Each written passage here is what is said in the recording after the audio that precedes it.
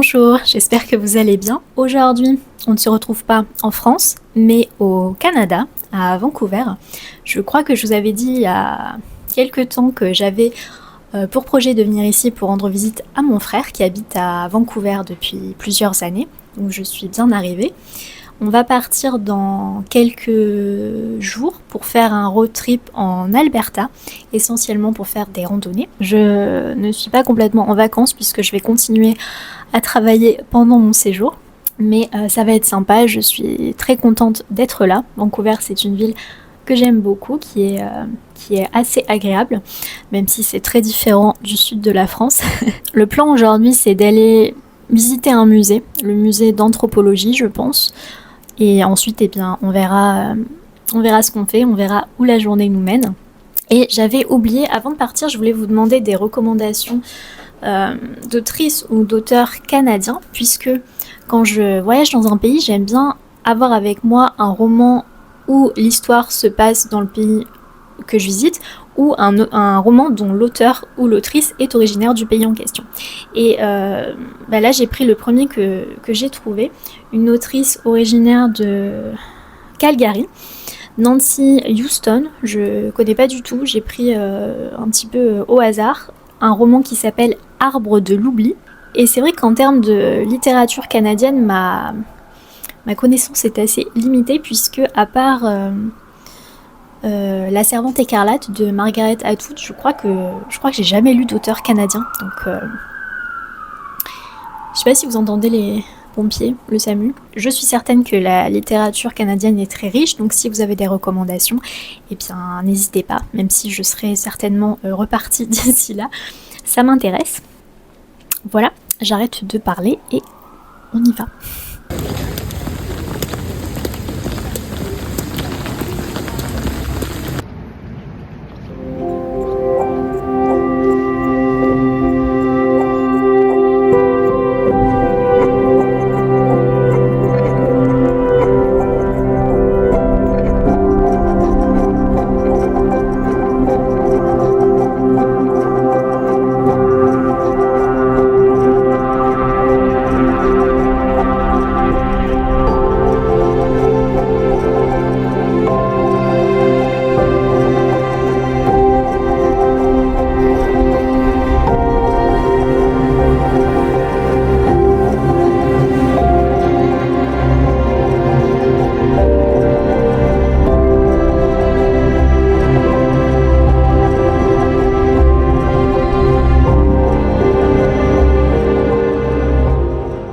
Le musée est immense, il y a plein d'objets de différentes cultures du monde et surtout il y a une impressionnante collection d'objets issus de la culture des Premières Nations. Il y a des statues, des masques, des totems, des vêtements, des bijoux. C'est très intéressant. Par contre, il n'y a pas du tout de traduction en français. Donc si vous ne comprenez pas ou ne lisez pas l'anglais, ça va être compliqué.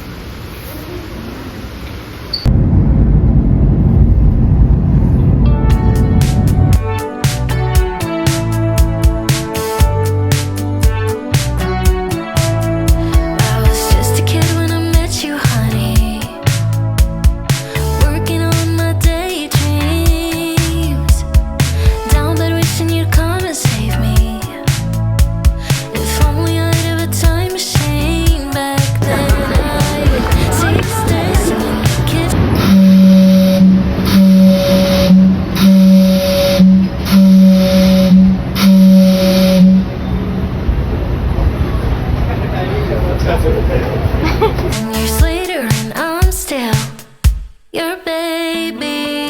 Hold tight, 'cause I know that we're changing, but I will be forever young in your arms. Tell the story about you and me. Ici c'est, tu sais, mon chou dans Mulan. Hold tight, 'cause I know that we're changing, but I will be forever young in your arms. Tell the story about you and me. You're gonna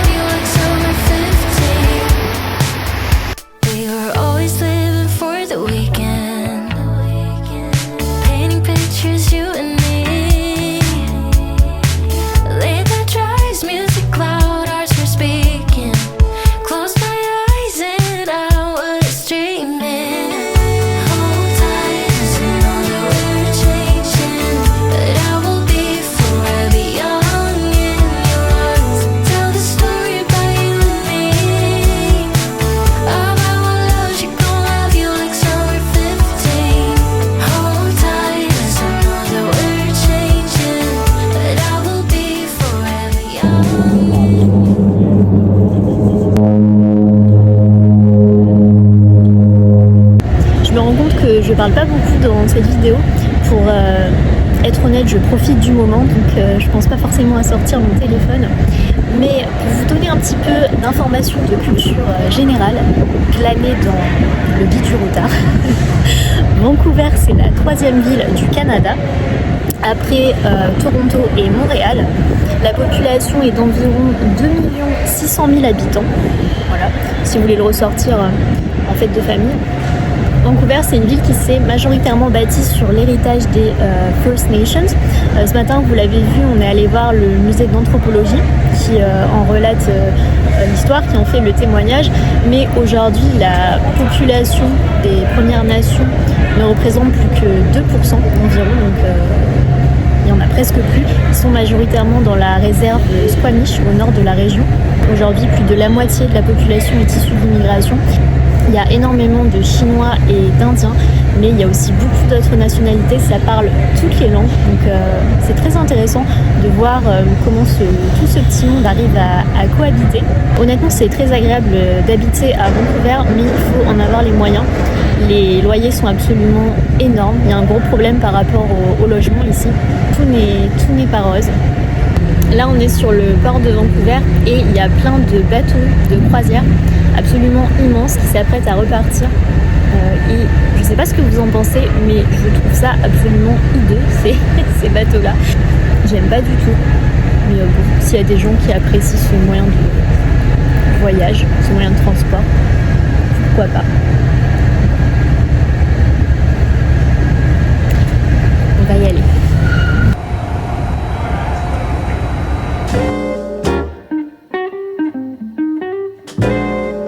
Petit restaurant japonais pour le dîner.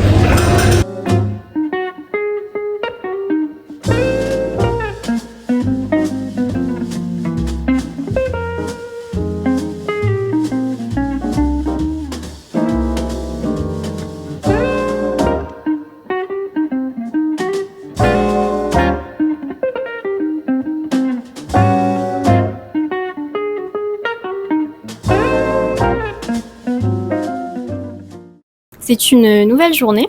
Ce matin, on va aller à Granville Island.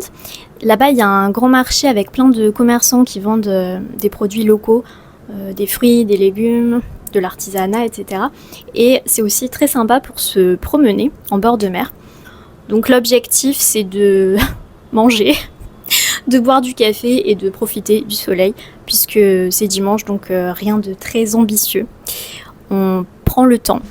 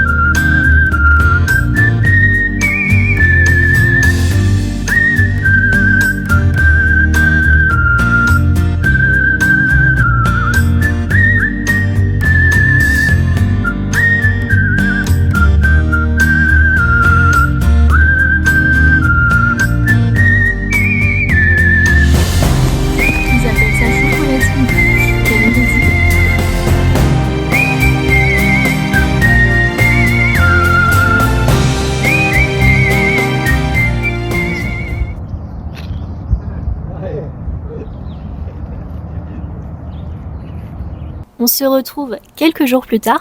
Je suis à Golden, une petite ville située à environ 1 heure de l'Alberta, de la région Alberta. C'est très agréable pour faire des randonnées. On est dans un B&B, un bed and breakfast, tenu par une dame absolument charmante qui s'appelle Jenny.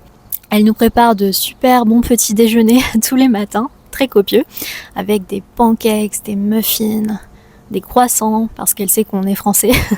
Il y a aussi un chat très mignon qui s'appelle Pepper. On est un petit peu isolé et il y a quelques jours, on a vu passer sur la route un ours qui cherchait à manger, probablement. Il y a les voisins qui ont fait du bruit pour essayer de lui faire peur, mais il n'a pas bougé, il a poursuivi son chemin. La maison est très belle et surtout, je ne sais pas si vous allez bien vous rendre compte parce que le soleil est un petit peu caché ce matin, mais on a une belle vue sur les montagnes, c'est magnifique. Si jamais vous êtes canadien, est-ce que quand vous venez en France, vous avez l'impression que les choses sont plus petites?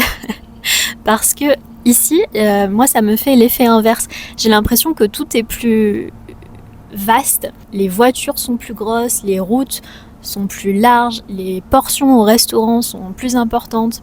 Les paysages aussi, il y a cette impression d'immensité. Donc ouais, est-ce que ça vous fait l'effet inverse pour vous en tant que Canadien? Dites-le moi, je sais pas. Je vous insérerai quelques clips en vrac des journées précédentes pour vous montrer le type de balade qu'on peut faire dans la région. Aujourd'hui, on part pour le lac Louise. J'ai hâte.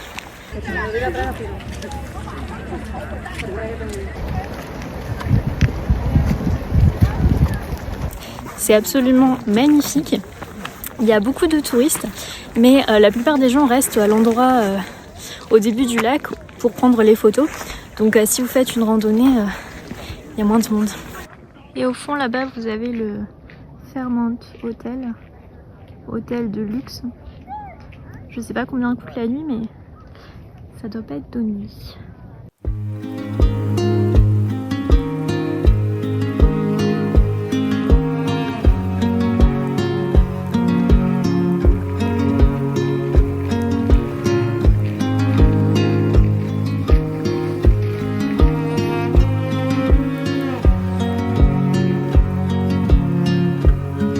C'est joli le reflet de la lumière sur le... Ça fait comme une dent.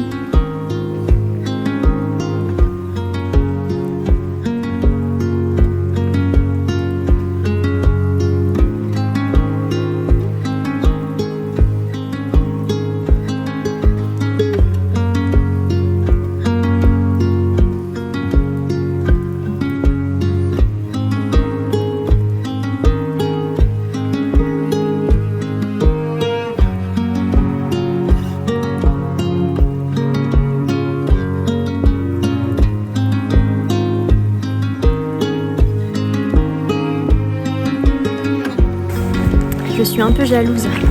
Ça doit être super sympa de faire de l'escalade par ici, avec cette vue sur le lac.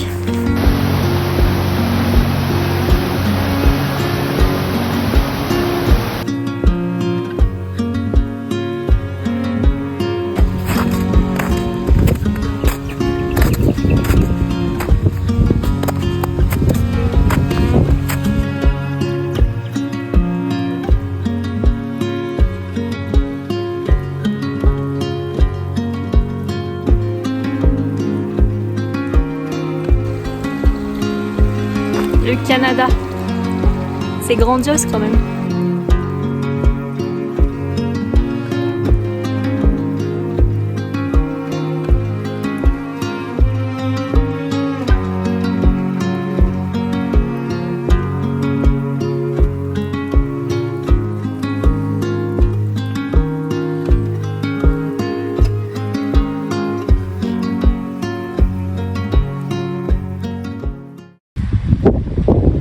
Je peux pas aller plus loin.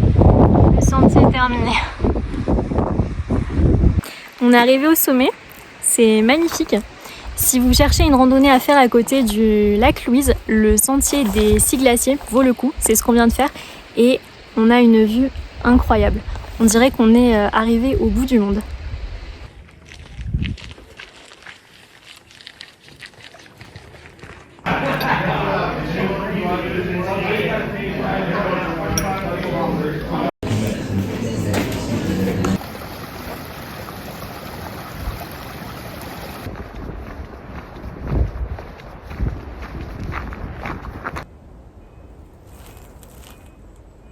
Mon frère a fait tomber sa casquette, il est retourné la chercher.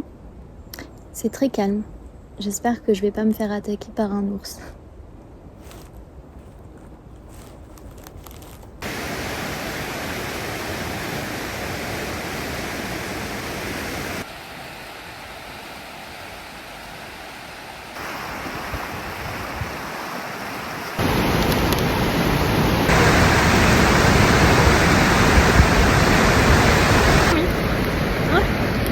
T'as faim? Ah, tu veux me piquer mon pique-nique? Hein? Mais c'est interdit, faut pas les nourrir.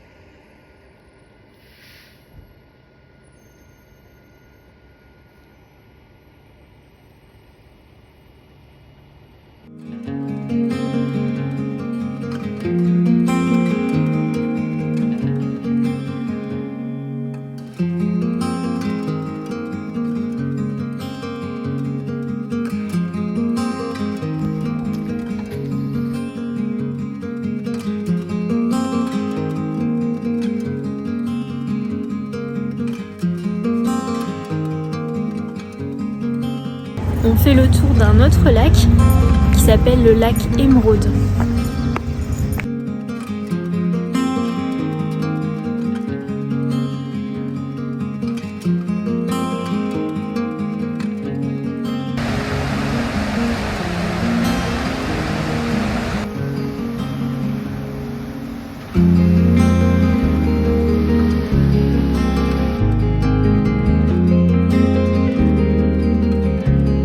Je sais pas si vous allez arriver à voir l'arc-en-ciel. Je me rends pas bien compte de ce que ça rend en vidéo, mais c'est incroyable. Magnifique.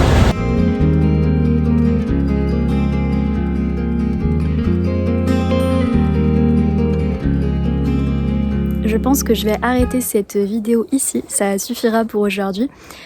Même si c'était pas en France, j'espère que ça vous aura quand même plu. Je voulais vous montrer un petit peu de mon séjour au Canada parce que c'est magnifique ici. Vous pouvez, si vous le souhaitez, vous abonner pour me soutenir. Vous pouvez aussi mettre un petit pouce, ça fait toujours plaisir. Prenez bien soin de vous et de vos proches et à bientôt. Salut!